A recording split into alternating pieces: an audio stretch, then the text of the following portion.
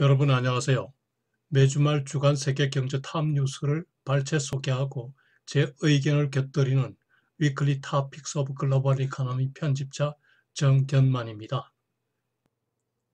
네, 7월 7일 위클리 토픽스 오브 글로벌 이코노미 진행하겠습니다. 오늘은 4건의 뉴스를 발췌 요약하였습니다. 첫 번째 뉴스는 US labor market booms in June, 즉 6월 중 미국의 신규 고용이 예상보다 훨씬 많은 22만 4천 명에 달하는 등 고용시장이 크게 호전되었다는 BBC 뉴스 보도 내용입니다.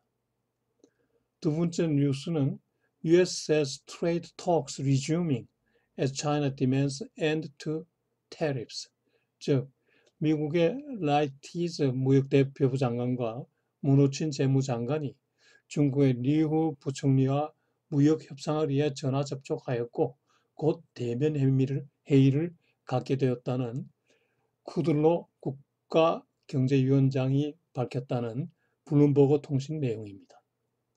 세 번째 뉴스는 US panel clears SoftBank $2.25 billion investment in GM's cruise, 즉 미국의 국가안전위원회가 일본의 소프트뱅크 코퍼레이션이 신청한 미국 자율주행차 회사 크루즈에 대한 $2.25 billion 투자를 승인하였다는 로이터 통신의 보도입니다.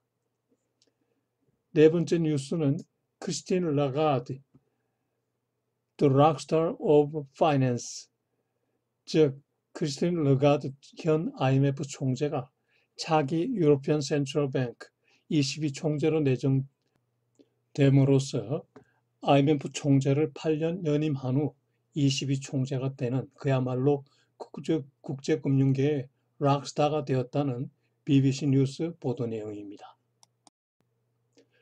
네, 오늘의 첫 번째 뉴스, US labor market booms in June. BBC 뉴스 보도 내용을 보면은 6월 중 미국의 신규 고용이 예상 16만 명보다 훨씬 많은 22만 4천 명에 달하는 등 고용시장이 크게 호전되었습니다. 산업 분야별로 보면은 전문 서비스업에 5만 1천 명이 증가하고 그리고 보건, 교통 및 창고비 고용 호전을 주도하였습니다. 이는 5월 중에 신규 고용이 7만 2천 명에 불과하여 리세션 우려를 자아내게 했던 그와는 완전히 딴판이 된 거죠. 시간당 평균 급여는 전월 대비 0.22% 증가, 전년 동월 대비로는 3.1% 증가하는 등 적당한 선에서 증가하였군요. 실업률은 전월보다 0.2% 오른 3.7%로 올랐지만 여전히 1969년 이래 최저 수준에 머무르고 있습니다. 6월 중 고용지표의 대폭 호전으로 7월 말, 7월 30일, 31일 사이에 있을 FOMC 회의에서 금리 인하 가능성이 많이 완화되었군요. 그럼에도 시장에서의 금리 인하 기대는 여전히 높은 편인데 한 투자 전략가 말로는 7월에 금리 인하를 하지 않으면 침대에서 떨어질 수 있다고도 얘기하는군요. 과연 그럴까요? 7월 말 페드 FOMC에서 금리 인하 가능성이 있는지에 대해서 제 의견을 말씀드리겠습니다. 결론부터 말씀드리면 저는 7월 중 금리 인하 가능성이 낮다고 판단하고 있습니다. 이유는 첫째, 6월 중 고용 지표가 너무 좋게 나왔고, 둘째, 미중 무역 전쟁이 일단 재협상에 돌입하는 등 완화 상태에 있고, 셋째, 페드의 기조 전환이 곤란하다는 얘기입니다. 무슨 얘기인가 하면은 작년 12월 금리 인상 한 후에 겨우 반년 만에 금리 인하를 하기가 어렵다는 게 제 생각입니다.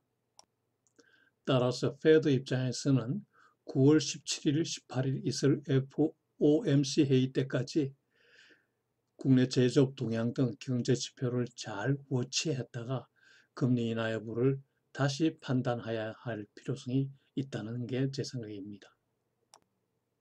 그러나 시장에서는 여전히 금리 인하 기대가 높은데 저는 그 이유를 이렇게 생각합니다. 첫째, 현재 진행 중인 기록적 시장 활황에 걸맞는 근거가 금리 인하 외에는 특별한 요인이 없다는 거죠. 둘째, 현재 시장의 선물 지표 등이 금리 인하를 기정사실로 반영해서 가격에 반영되고 있기 때문에 이를 되돌리기가 쉽지 않다는 겁니다. 세 번째로 트럼프가 계속 금리 인하 압력을 가하고 있는 거죠.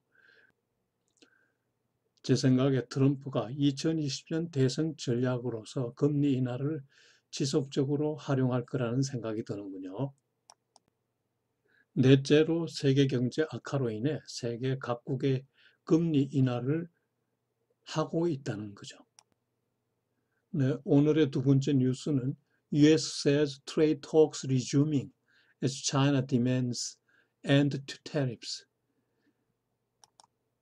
블룸버그 보도를 보면은 미국의 라이티즈 무역대표부 장관과 문우친 재무장관이 중국의 류허 부총리와 무역 협상을 위해 전화 접촉하고 있고 또 곧 대면 회의를 갖게 된다고 쿠들로 국가경제위원장이 밝혔습니다. 한편 중국 정부는 무역 협상 타결을 위해 기존의 모든 관세를 제거해야 한다고 주장하였군요. 지난달 말 G20 정상회의에서 트럼프와 시 간의 무역협상 재개를 합의는 했으나 구체적 일정은 미정이었는데 지난 금요일 미국 측과 중국 측이 이미 전화로 접촉하고 있고 곧 대면 협상도 근일 내에 있을 것으로 알려지군요. 한편 중국도 정부 언론을 통하여 무역 협상이 재개된다고 밝혔고 또 중국 상무성 대변인은 양국이 협상에 성공하려면 기존의 모든 관세가 폐기되어야 한다는 것이 중국의 명백하고 일관된 주장이라고 말하는군요. 한편 쿠들로 경제고문은 후아웨이사에 대한 수출 금지 조치는 비록 상무성이 미국 기업의 수출 허가를 확대하더라도 계속 유지된다고 말하는군요. 후아웨이사는 내셔널 시큐리티에 관련되는 업체이기 때문이라는 거죠. 오늘 세 번째 뉴스, US panel clears SoftBank's $2.25 billion investment in GM's Cruise, 로이터 통신 보도 내용입니다. 일본의 소프트뱅크사가 미국의 자율주행차 회사인 크루즈사에 2.25 빌리언 달러, 22억 5천만 불 투자하는 것을 미국의 국가안전위원회가 승인하였다는 겁니다. 소프트뱅크사는 9억 불을 초기 투자 집행하고 추후에 크루즈사가 당국의 승인하에 상업적 출하를 시작하면 잔여분 투자를 집행한다고 하는군요. 이 경우 총 지분이 약 20%가 된다고 하네요.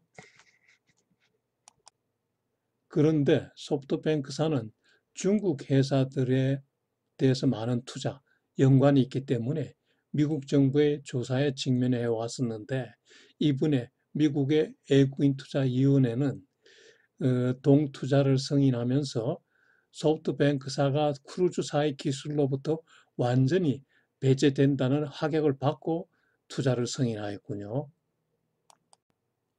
GM 자회사인 크루즈사는 작년 이래 총 7.25 빌리언 달러의 자금을 조달하였는데 이로써 대규모 자율주행차 사업을 할 수 있게 되었다는군요.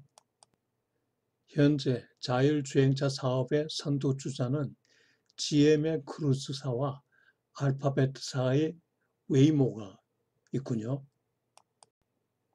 소프트뱅크사는 세계 최대 기술 투자 펀드인 비전 펀드를 위해서 지금 1차 $100 빌리언에 이어서 2차 $100 빌리언 자금을 조성 중에 있습니다.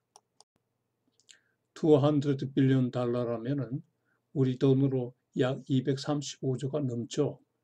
우리나라 1년 예산의 반 정도군요. 비전 펀드 투자 대상 사업은 AI, 데이터 애널리틱스, 금융업 및 자율주행차 사업이군요. 한국 기업에도 투자를 좀 해줬으면 좋겠습니다. 여기서 손정희 씨, 손마사요시 씨를 간단히 소개해드리죠. 1957년 8월 11일생, 일본에서 한국인 3세로 태어났고요. 현재 소프트뱅크 대여섯 대표이사를 하고 있고, 학력은 캘리포니아 대학교 버클리 캠퍼스에서 경제학을 학사군요. 손정희 씨가 삼성전자 이재용 부회장과 나란히 걸어가는 모습이 정말 좋아 보입니다. 현재까지 자율주행차 사업에 대한 투자는 작년 10월 혼다사가 발표한 크루즈사에 대한 $2.75 빌리언 투자가 최대 규모라고 하네요. 한편 소프트뱅크의 비전 펀드는 지난 2월에 중국의 중고차 플랫폼 회사에도 $1.5 빌리언 투자를 발표하였군요.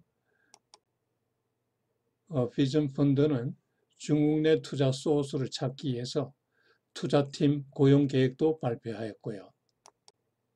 한국 기업도 비전 펀드의 투자 대상에 많이 포함되기를 기대해 봅니다. 네, 오늘의 네 번째 뉴스는 크리스틴 라가르드, The Rockstar of Finance, BBC 뉴스 보도 내용입니다. 현 IMF 총재인 크리스틴 라가르드가 차기 유로피언 센트럴 뱅크 ECB 총재로 내정되었습니다. 라가르드는 IMF 총재를 8년 연임한 후에 ECB 총재가 되는데 그야말로 국제금융계의 락스타군요.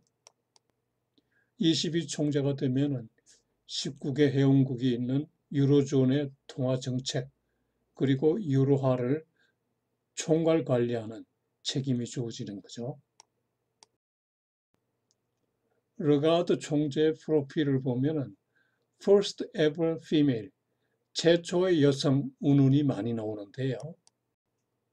그녀는 세계적 로펌인 베이커 맥켄지의 최초 여성 회장을 했었고, 그리고 G7 국가의 최초 여성 재무장관, 프랑스 장관을 했고, 그리고 세계 중앙은행인 IMF의 최초 여성 총재를 했으며, 이제 유럽 중앙은행의 최초 여성 총재가 되는 거죠.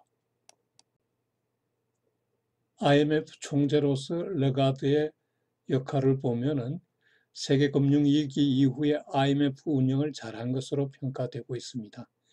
2010년 그리스 구제금융 베일아웃을 작년에는 57 빌리언 달러에 달하는 아르헨티나 구제금융을 실행하였습니다. 이러한 실적 때문에 ECB 운영 적임자로 평가받는군요. ECB 총재로서 자격은 있지만은 그래도 미흡한 점이라고 한다면은 그녀가 센트럴 뱅크로서 중앙은행원으로서 경험이 없고 본인도 인정하였지만은 금융 실무 경험과 지식이 미흡하다는 게 흠이라면 흠이죠. 그리고 현재 유로존 경제가 인플레이션율이 목표에 미달하고 그리고 경기 부진 상황이 진행되고 있기 때문에 미스 라가르드는 보다 더 창조적인 사람이 될 필요가 있다고 하는군요. 여기서 크리스틴 라가르드의 이력서를 한 번 더 드려볼까요? 1950년 파리생이고 1973년에 1년간 미국 대학에 가서 공부를 했는데 그때 영어를 완벽하게 했다는군요. 1981년에 파리에 있는 법과대학을 졸업한 뒤에 국제법률회사인 베이커 맥켄지에 입사를 했고요. 입사 후 18년 만에 이 회사 회장이 되었습니다. 2005년에 프랑스 무역장관이 되었고 2007년에 프랑스 재무장관이 되었습니다. 그리고 2011년에 IMF 총재가 돼서 연임을 거쳐 현재 8년째 총재로 근무하고 있죠. 그리고 지난 주말 22 총재로 내정이 되었습니다. 그녀는 어머니로부터 강한 성격을 배웠다고 하며 현재 63세 백발 고령임에도 발랄하고 직선적인 성격이라고 하는군요. 그리고 특이하게도 싱크로나이즈 수영 프랑스 대표 경력이 있고요. 지금도 매일 연습을 한다고 하는군요. 네, 오늘 또 위클리 토픽스 오브 글로벌 이코노미를 끝까지 시청해 주셔서 대단히 감사합니다. 여러분 이번 주도 즐거운 한 주가 되기를 기원합니다. 안녕히 계십시오.